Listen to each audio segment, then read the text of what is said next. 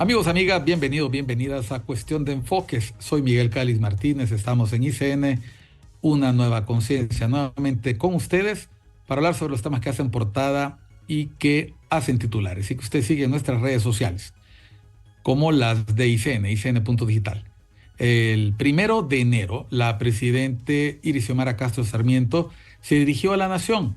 Usted ha visto, ha escuchado su discurso, lo ha escuchado en distintas cadenas de radio y televisión, es más, lo ha escuchado hace unos minutos en el programa, antes de empezar el programa, y vamos a conversar un poco sobre el contenido de este discurso, sobre el tono del mismo, sobre cómo a 3 años de gobierno la presidenta Castro presenta una serie de logros, una serie de riesgos y cómo lo hace en su peculiar estilo, en el que no deja renglón sin mencionar al gobierno anterior y sin prospectar, como se esperaría en este momento, un discurso preelectoral. Este año 2025 es año de elecciones. El Partido Libertad y Refundación, o lo que queda de la alianza que le llevó al poder, pues se presentará ante el electorado en noviembre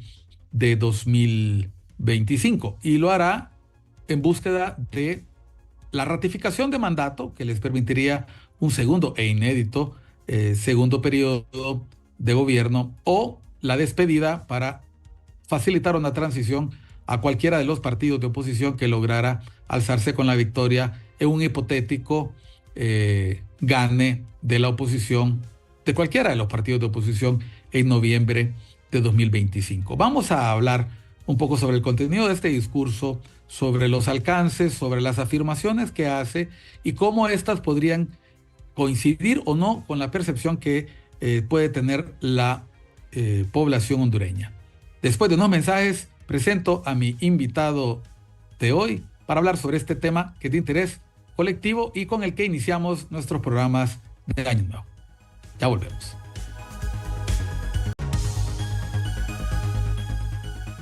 Continuamos en Cuestión de Enfoques. Nos acompaña el politólogo Dani Díaz, amigo de este programa. Usted ya lo ha conocido el año pasado. Hemos analizado temas de política nacional e internacional. Bienvenido a Cuestión de Enfoques, Dani. Feliz Año Nuevo. Feliz Año Nuevo, Miguel. Un gusto estar contigo y con tu audiencia. Y feliz Año Nuevo a tu audiencia también y a ti, que nos traiga muchos logros y muchas alegrías. Hablar de los mensajes políticos de una presidenta, en este caso la presidenta Xiomara Castro, es una delicia para cualquier analista y no digamos para un politólogo, porque se trata de un mandatario, en este caso una mandataria, haciendo un recuento anticipado de los logros obtenidos hasta su tercer año de gestión, cuando en el caso de la democracia hondureña, pues se entra en un momento decisivo del mandato, Dani. El último año, el año de la cosecha, ya queda atrás ese primer año de reconocimiento y de sorpresa, ese segundo año de aprendizaje, ese tercer año en que se empieza a consolidar el trabajo iniciado, quizás en un segundo año con muchas complejidades, y el cuarto es el año de la cosecha. Tu valoración general sobre este discurso, ¿es un discurso en la línea que conocemos de la línea discursiva y comunicacional de Libertad y Refundación, o hay alguna diferencia de los discursos que hemos conocido por parte de la presidenta? Creo que el discurso de la presidenta fue, en general, hizo un balance de toda su administración. No fue un balance solo del año pasado, sino que fue un balance general, donde planteó, por un lado, la parte ideológica de su partido, cómo ha influido en cómo ha funcionado su administración, y por otro lado nos lanzó algunas luces de lo que podemos esperar del siguiente año. Quizás algunos de los logros más interesantes que mencionó fue en cuanto a la infraestructura, la construcción de hospitales, y algo donde ya entramos en materia en cuanto a percepción y realidad sería el tema de seguridad, que sí es verdad que Honduras ha logrado una reducción importantísima en la tasa de homicidios, eso es totalmente innegable, sigue siendo en la imaginación del pueblo hondureño una de las preocupaciones más importantes y donde quizás hay una percepción que no se ha logrado controlar, la extorsión específicamente, por ejemplo. Entonces, creo que estuvo lleno de ciertas valoraciones que de repente no coinciden con lo que la población está percibiendo. Entonces, desde ese punto de vista fue bastante interesante, creo. Bueno, llama mucho la atención en su discurso. A mí siempre me nace, esto es por una curiosidad histórica, ¿quién le hace los discursos a la presidenta Castro? Estamos claros que ella cuenta con un equipo de colaboradores que seguramente le hace los discursos y que tiene muy bien afinados estos calificativos, estos adjetivos que recurrentemente hacen mención, como tú dices, de el corte ideológico del que presume el gobierno de turno. Por ejemplo, esta mención reiterada a la narcodictadura, a la herencia La oligarquía, catastrófica, a la oligarquía, la herencia catastrófica recibida, la élite que no te deja gobernar, la insistencia hasta el final del discurso de la resistencia, la refundación. Me llamó mucho la atención menciones en política internacional a la lucha del fascismo en el continente que se impone y que hace una campaña de comunicación, campañas psicológicas que contrarrestan las gestiones de gobierno. Incluso entendí por parte en alguno de esos mensajes, llama ciegos, llama personas que atacan su gobierno desconociendo sus logros. Esta actitud a la defensiva ¿es normal ya en un tercer año de gobierno o a esta altura más bien debería estar concentrada la gestión gubernamental en demostrar con hechos lo realizado y reducir el discurso a que sean los hechos los que finalmente hablen por el mandato?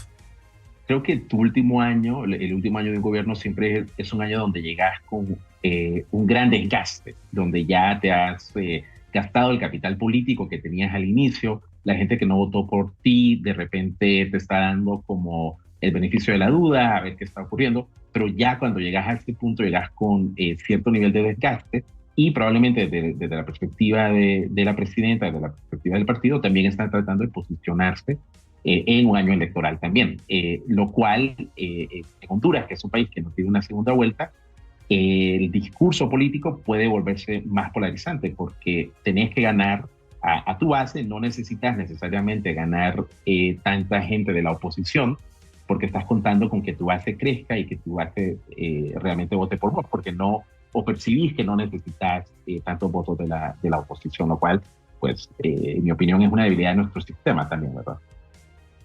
Bueno, y riesgoso si uno conoce la historia política reciente del país. Para nadie es desconocido que Libertad y Refundación no llega al poder como una propuesta partidaria. Efectivamente llega bajo la bandera de Libertad y Refundación, pero como una coalición de partidos que se posiciona en la ola anti-Jo, en la ola anti-gobierno del Partido Nacional, ya muy deteriorado en opinión pública. Precisamente el Partido Nacional intenta ganar la elección de 2021 solo con su base dura y llama mucho la atención que en un momento en que la propuesta gubernamental debería tratar de atraer a personas que no necesariamente simpatizan con su propuesta, pero son quizás ajenos a la política, utiliza la figura de existen propuestas de retornar al corrupto régimen neoliberal, al que vincula con la corrupción, la pobreza, a la inseguridad, lo vincula al crimen organizado, a la impunidad e incluso deja ir unas chinitas, como se dice coloquialmente en nuestro país, a traidores dentro de sus propias filas que le dieron la espalda al gobierno en un momento clave de su inicio, haciendo imposible, y cito, bloqueó la ley de justicia tributaria con el apoyo de traidores que se cobijaron dentro de la estructura del partido en el poder para poder cumplir sus propósitos ocultos. Llama mucho la atención este mensaje entrando a un año electoral en el que prácticamente corta ataduras con cualquier vínculo al pasado, pero trata de capitalizar lo que podría ser la adjudicación de responsabilidades a ese régimen bipartidista del que Libertad y Refundación se distancia, aunque nazca del mismo.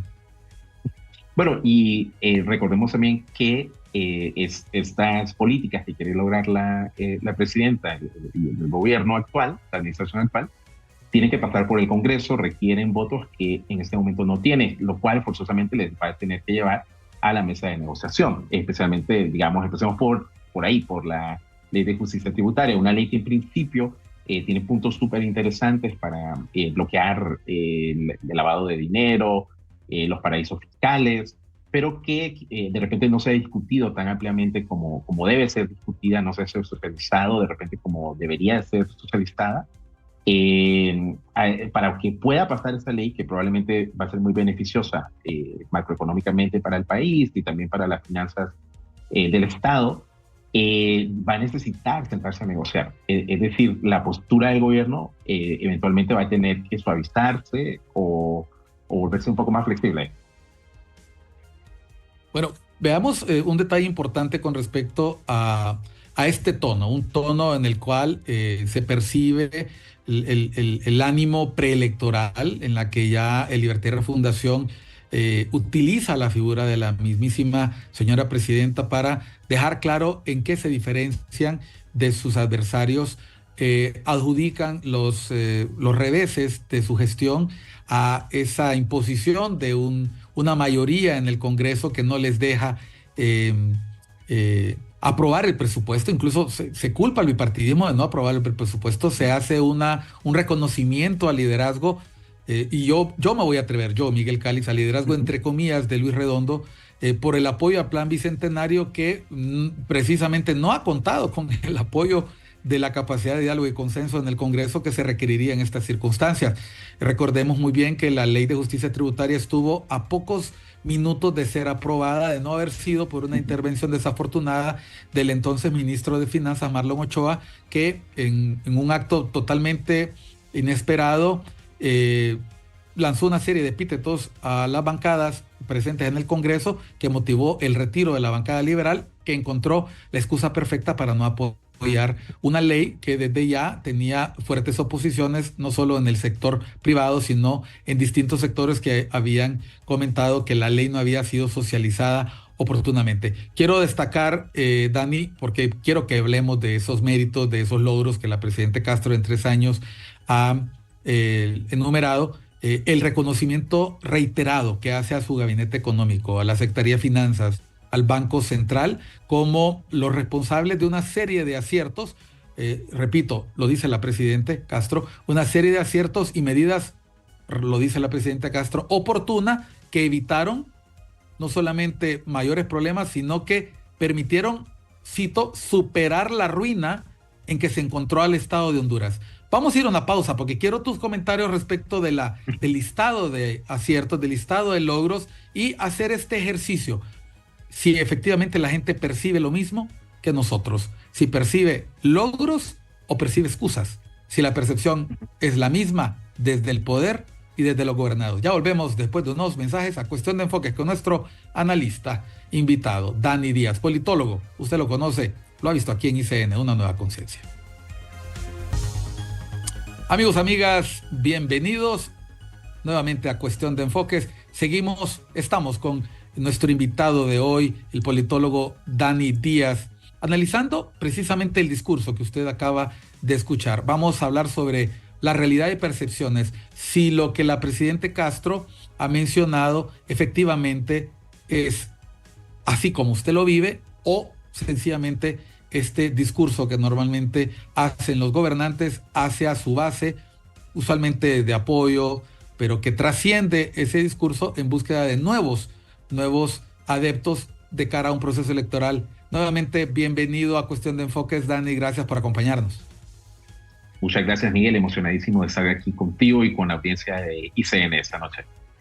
Bueno, como lo veníamos diciendo en extracámaras, hay un detalle muy interesante en este discurso, y es el tono ideológico.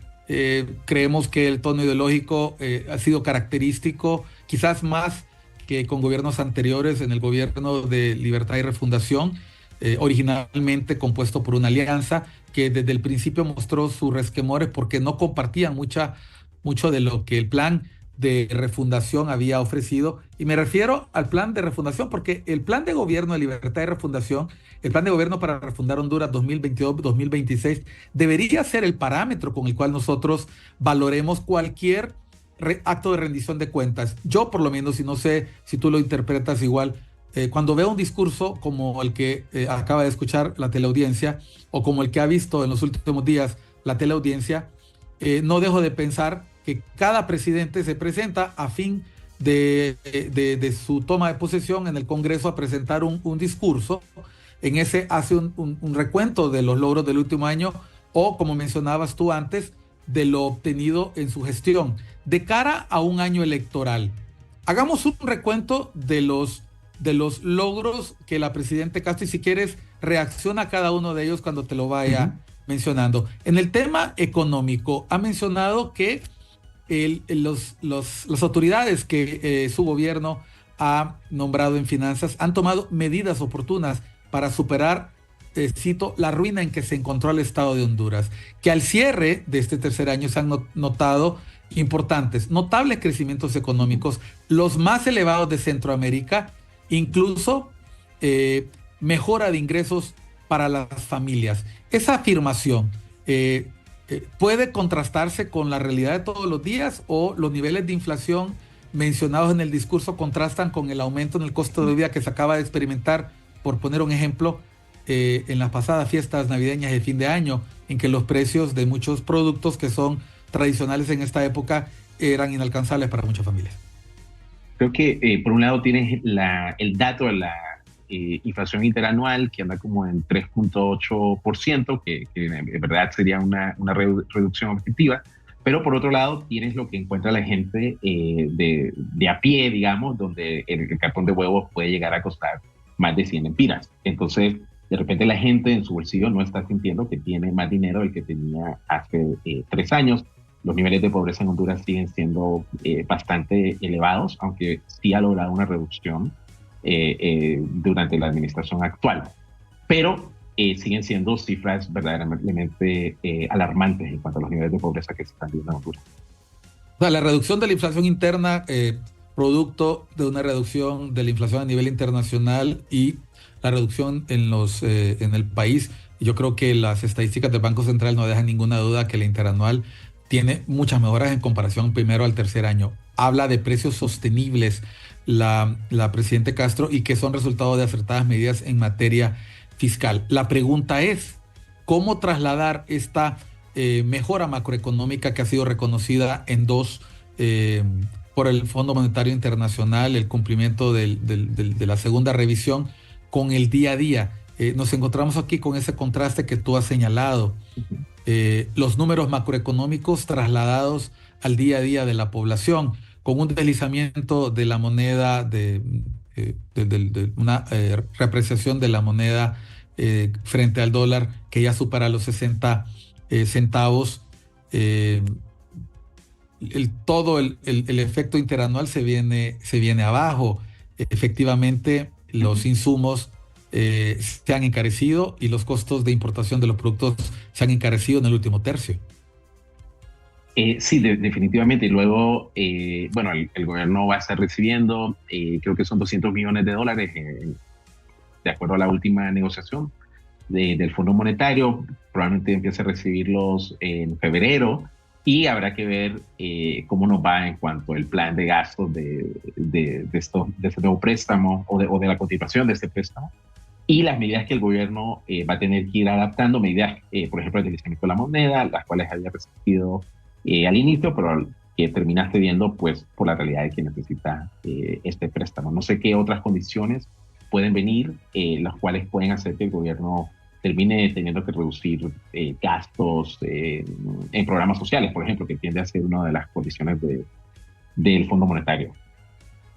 Por cierto, al respecto, hay que destacar, la presidenta señaló cómo entre el año 2022 y 2023, de hecho sí lo hizo, en algún momento hizo menciones a logros de un año al otro. El aumento de la inversión pública en un 34.2%, hizo énfasis en la construcción de nuevas obras viales en todo el país que son evidentes para quienes hemos transitado por ellas, una importante inversión en generación y transmisión de energía, y se habló, cito, del rescate del ENE, de la Empresa Nacional de Energía Eléctrica, de su privatización y abandono. ¿Hasta qué punto este rescate y aumento en inversión pública puede ser una obra tangible? Nosotros que hablábamos de obras extracámaras, de la importancia de que el votante vea obra, ¿no?, más que un discurso. ¿Hasta qué punto las nuevas obras viales y el fortalecimiento de la red hospitalaria, en la que no solamente se habla de una nueva de redes de carreteras mejoradas con 2 y 3 carriles, mejoras en las nuevas terminales en aeropuertos, en la Cebra, en San Pedro Sula, pero particularmente la construcción de hospitales que, de seguir el plan que el gobierno se ha planteado, verían la luz y serían la cosecha en este año 2025? ¿Cómo podría esto servir para dar un tono de realidad a lo que en este momento es discurso? En el tema de infraestructura, creo que es innegable el avance en las carreteras. Yo soy de Moroselí, muchos saludos a mi gente del municipio de Moroselí. Y esta carretera que va desde Tatumbla hasta, digamos, Moroselí o el Ojo de Agua, ha mejorado enormemente, concreto hidráulico, o sea, es algo bien tangible que tú ves si vas allá, o sea, al igual que la calle de Tegucigalpa hacia Olancho, está en muy buenas condiciones, algo que la gente puede ver. En el tema de los hospitales creo que es menos tangible el logro, porque todavía están bajo construcción estos 8 hospitales. El hospital escuela sigue siendo un hospital precario, con falta de insumos, como algodón, como vimos hace un mes. Entonces, a nivel de salud, creo que es menos tangible este logro. Creo que a nivel de infraestructura, de repente, es un poco más tangible. Honduras sigue siendo el país con la energía eléctrica más cara de Centroamérica, por lo cual creo que, aunque sí ha habido avances en la ENE, creo que hay mucho camino por recorrer. También en reducir las llamadas pérdidas técnicas que se da por la ineficiencia del mismo sistema de electricidad en el país. Es otro tema en el que Honduras tiene que avanzar en este 2025. Dani, yo no esperaría particularmente que en un discurso donde se va a hablar de logros se haga un balance de lo que no ha salido bien. Obviamente, Sí. la presidente Castro hablará todo lo bueno y le tocará a la que ella llama ciegos, aunque yo no me canso de decir esto, el señalamiento que hizo la candidata oficialista de pencos y chabacanes, que no quieren, que critican lo que hace mal el gobierno, como si no fuera el rol de los medios de comunicación, de quienes hacemos opinión, precisamente señalar algunas faltas. Por eso estamos haciendo énfasis en este momento en los logros que la presidenta Castro señala. Por ejemplo, en el tema mencionabas el tema de la energía eléctrica, ¿no? Los costos de energía. Precisamente la presidenta Castro mostró como un gran logro de su gobierno el subsidio a la energía, ¿no? El que 800,000 familias reciban energía gratis, aunque los ciegos no lo reconozcan, dice. El subsidio al combustible, que permite que se abaraten algunos costos en el traslado de productos y en la economía familiar. Y también ha señalado la ausencia de impuestos, que no se han decretado impuestos nuevos, que ha habido disciplina fiscal, y que esta recuperación fiscal ha permitido una mayor inversión en gastos orientados a combatir la pobreza, como la merienda escolar, la matrícula gratis y la red solidaria. ¿Hasta qué punto se compagina esto que acabo de mencionar y que dijo la presidenta Castro con la disciplina fiscal? ¿Es producto de la disciplina fiscal o también en buena parte del endeudamiento externo? Creo que es una combinación, porque sí se ha aumentado la recolección de impuestos de ciertos contribuyentes al sistema tributario del país, pero también ha habido un endeudamiento con organismos multilaterales para poder traer algunos de estos programas sociales, los cuales mucha necesidad también. Es decir, es verdad que los proyectos de merienda escolar son muy necesarios, que hay muchas familias en este país que no tienen seguridad alimentaria, que dependen mucho de esa merienda que puedan lograr en la escuela. O sea, eso es un programa que me parece necesario para el país. Pero también es verdad que Honduras necesita aumentar los impuestos que está recaudando. Hay mucha evasión también. Por eso creo que poner otra vez en la mesa la ley de justicia tributaria, poderla discutir, poder negociar, me parece que va a ser importante para este año 2025. A ver, con respecto a otras áreas, el apoyo a proyectos cafetaleros, la recuperación del lago Yohoa, un detalle muy importante, la firma del proyecto que daría posibilidad a la ejecución del proyecto de la represa del Tablón, hace una denuncia a la paralización de Llanitos y Jicatuyo, cito, en el contexto del golpe de Estado y con posterioridad afirma cuyo proyecto ya estaba firmado y fondos garantizados. Por cierto, llama mucho la atención esta mención, en particular porque se cuestionaba mucho cuáles podrían haber sido las empresas que pudieran haberse hecho cargo de este proyecto en su momento.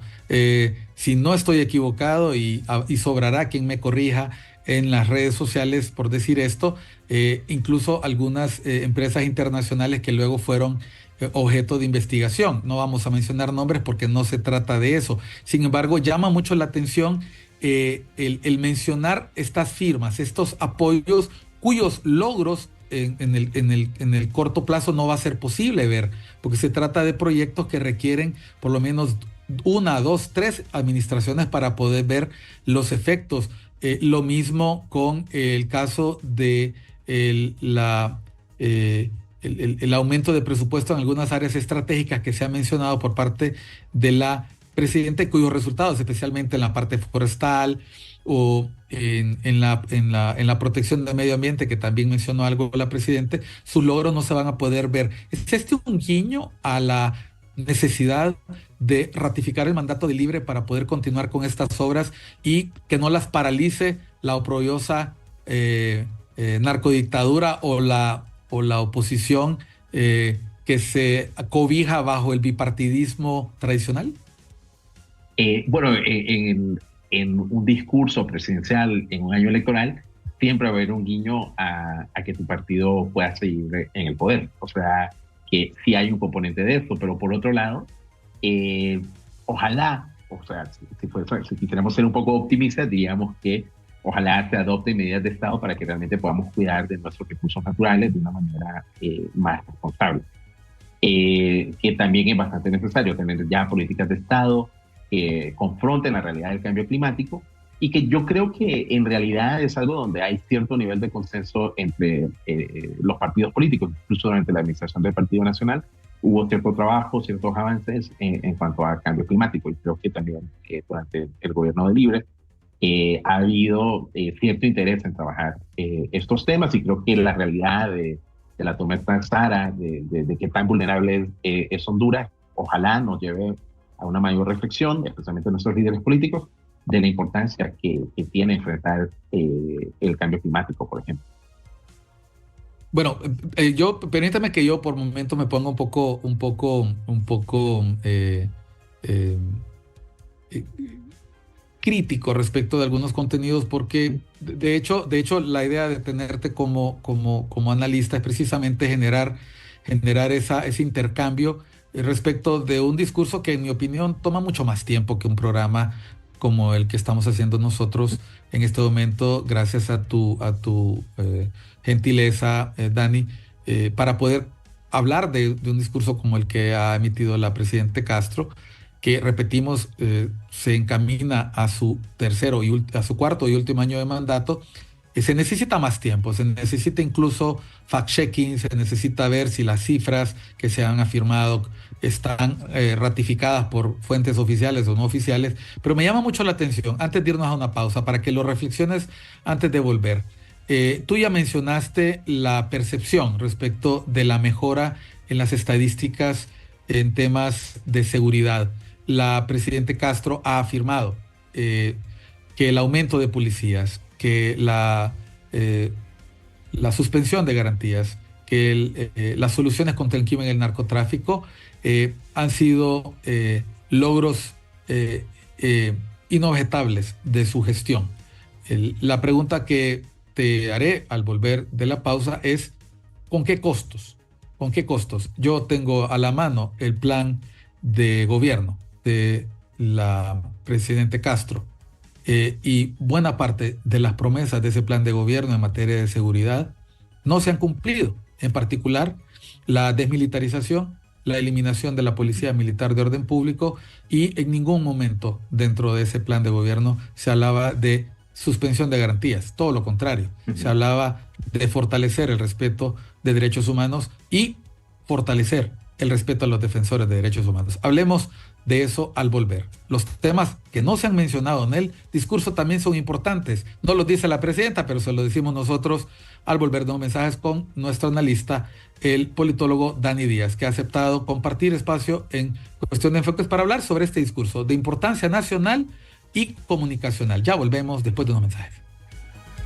Enfoques, estamos hablando sobre el discurso presidencial del 1 de enero, el discurso de la presidente Xiomara Castro Sarmiento, al iniciar el 4º año de mandato. Realmente la gestión empieza el 27 de enero, pero ya estamos en el año 2025, la gestión termina el 2026, pero ya estamos en el último año y estamos con el politólogo Dani Díaz hablando. A ver, mencionábamos en el segmento anterior propuestas en materia de seguridad, con mucho énfasis en hablar del presupuesto que había hasta ese momento.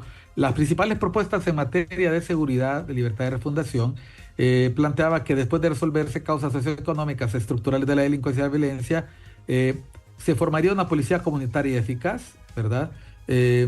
Publicando el destino, se comprometió a publicar el destino de los recursos que provienen de la Ley de Tasa de Seguridad, la cual se maneja en forma secreta, despolitizar el sistema de seguridad y justicia, combatir frontal e inteligentemente la extorsión, el lavado de activos, recuperar los espacios públicos asaltados y controlados, optimizar los sistemas de control y vigilancia territorial en las fronteras terrestres y desmilitarizar la seguridad ciudadana.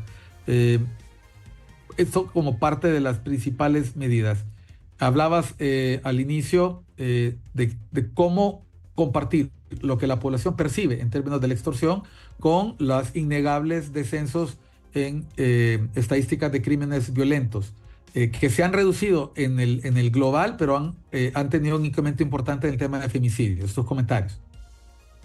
Yo estuve en la Rivera Hernández y en Chamenecón a mediados de año, creo que por ahí por abril, por mayo, y una de las cosas que me comentaban las personas en las comunidades era que las dinámicas criminales seguían siendo las mismas, es decir, no había habido ningún cambio en cuanto a cómo operaba el control territorial de las maras y las pandillas. Recordemos que las maras y las pandillas derivan mucho de su poder del control territorial. Vemos diferencias en cómo opera la Mara MS, en cómo opera la pandilla Barrio 18, donde la MS se ha mutado a una estructura más concentrada en narcomenudeo, y el Barrio 18 pues sigue extorsionando altamente a la población. Creo que en eso fundamentalmente no ha habido un cambio.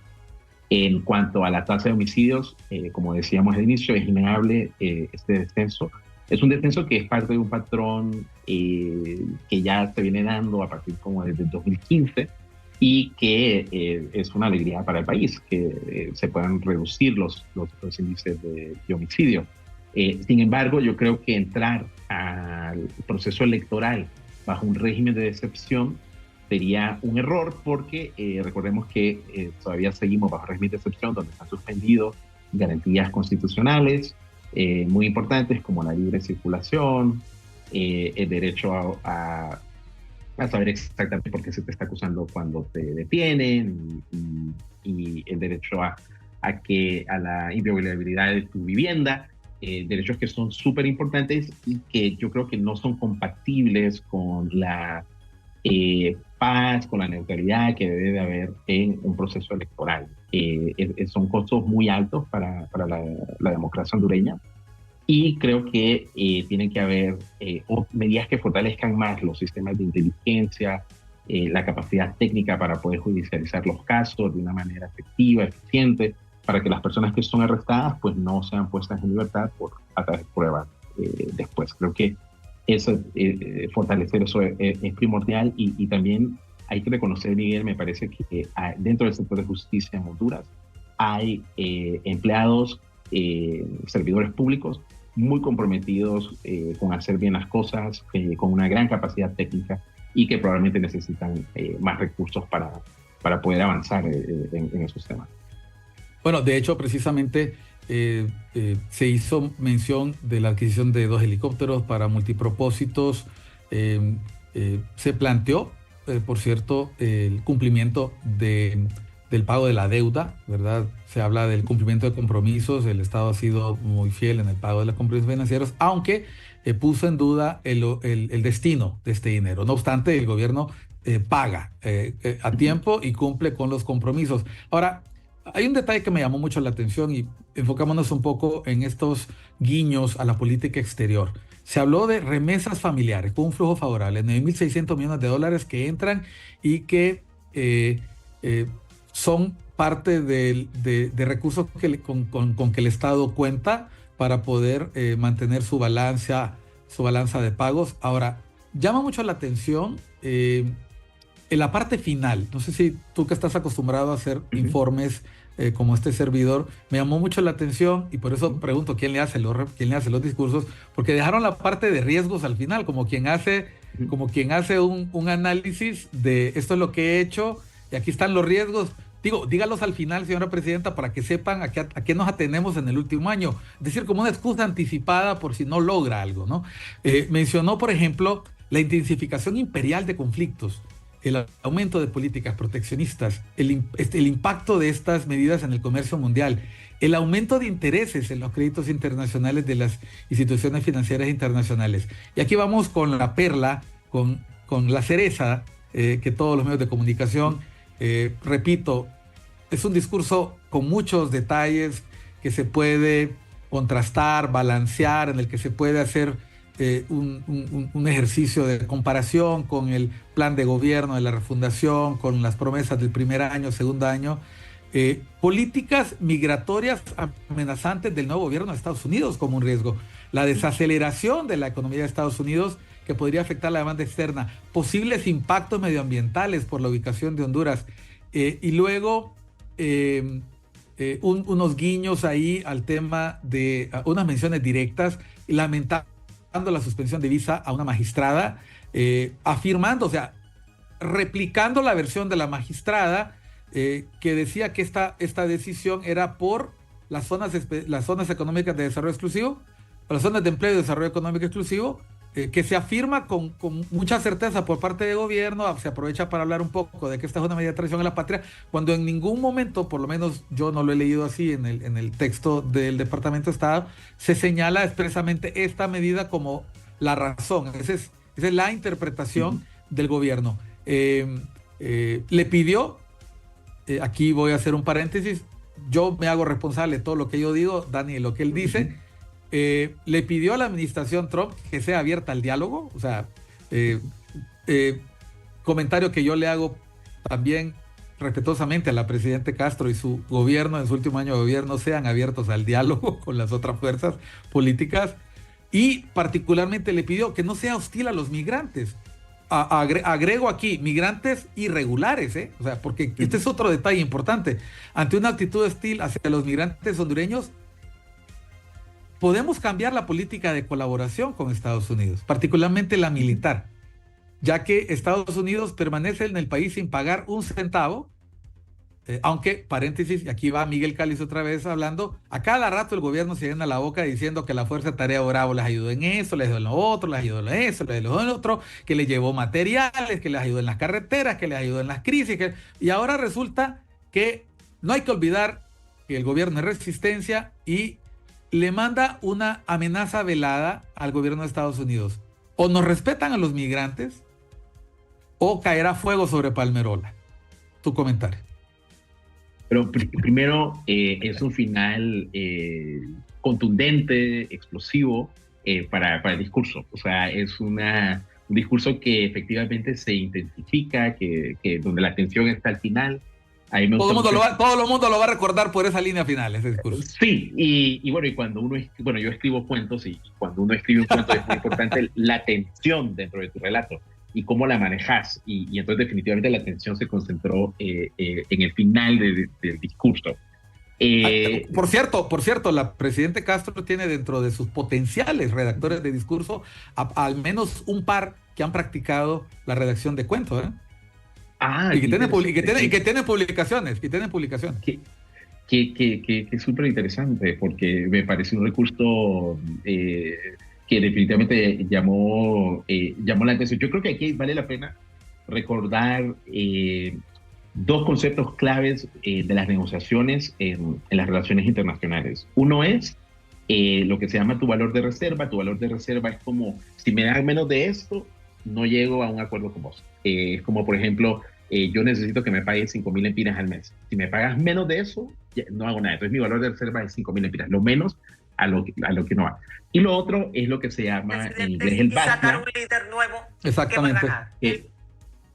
El otro es el BATNA, que es como, si no llegas a un acuerdo, ¿cuál es tu mejor opción? Entonces creo que esos dos conceptos hay que aplicarlos aquí a la última parte del discurso de la ¿Tú te refieres a la mejor alternativa a un acuerdo negociado o BATNA, ¿no? O sea, sí, que si no logro lo que quiero, al menos esto. Sí, entonces si no me pagas estos 5.000, no llegamos a un acuerdo, bueno, yo me dedico a sembrar café, me dedico a otra cosa. Esa es mi alternativa y tú pues tendrás otras personas que puedas contratar por esa persona.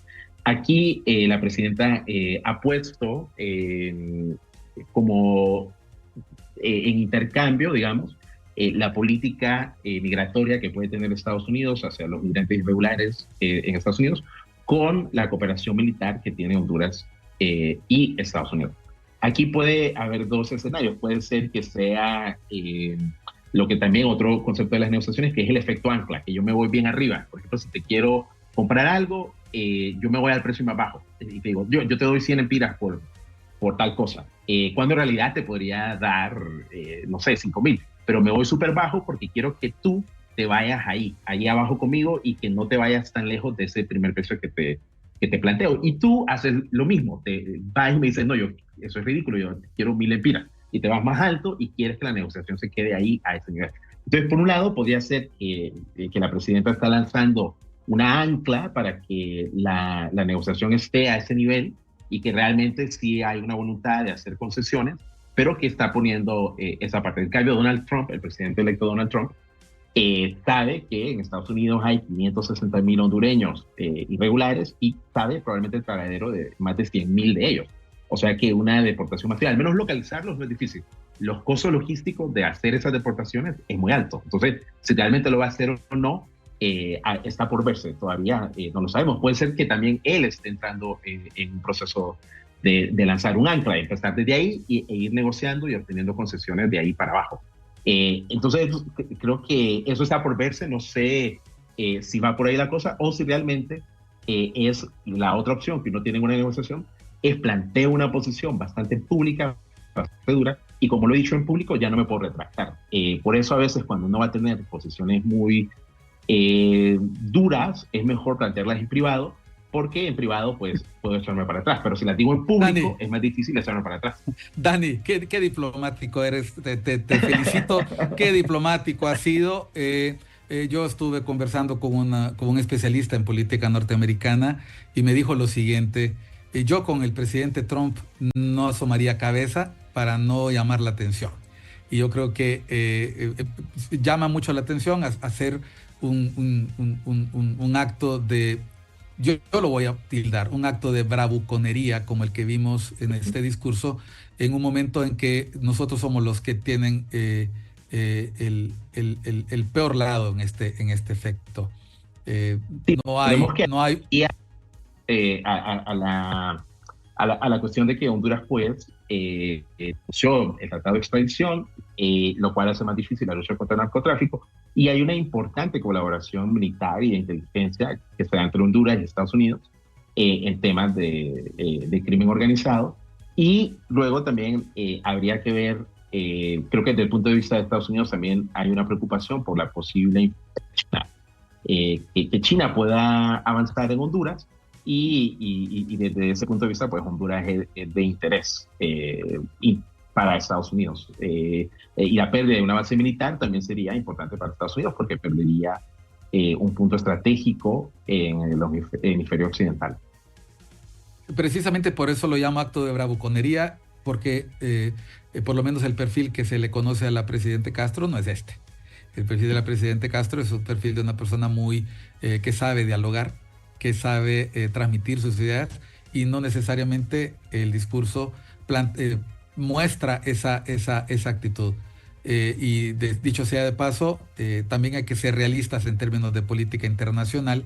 Los Estados Unidos de América versus, por más dignos y soberanistas que nos queramos poner, es una relación totalmente asimétrica y en la que nosotros dependemos comercialmente, dependemos de esas remesas que ella misma ha señalado en ese discurso, dependemos infinitamente de una serie de, por lo tanto, como tú dijiste diplomáticamente, en vez de estar diciendo cosas en un discurso, debería estarse afilando o afinando la diplomacia en Washington, acercándose a potenciales funcionarios que en el pasado fueron insultados por miembros de mi propia administración, como el senador Rubio, para poder limar asperezas, que de por sí no será fácil hacerlo por las posturas públicas e ideológicas del gobierno. Antes de terminar, Dani, línea muy rápida, de la Sisi, nada.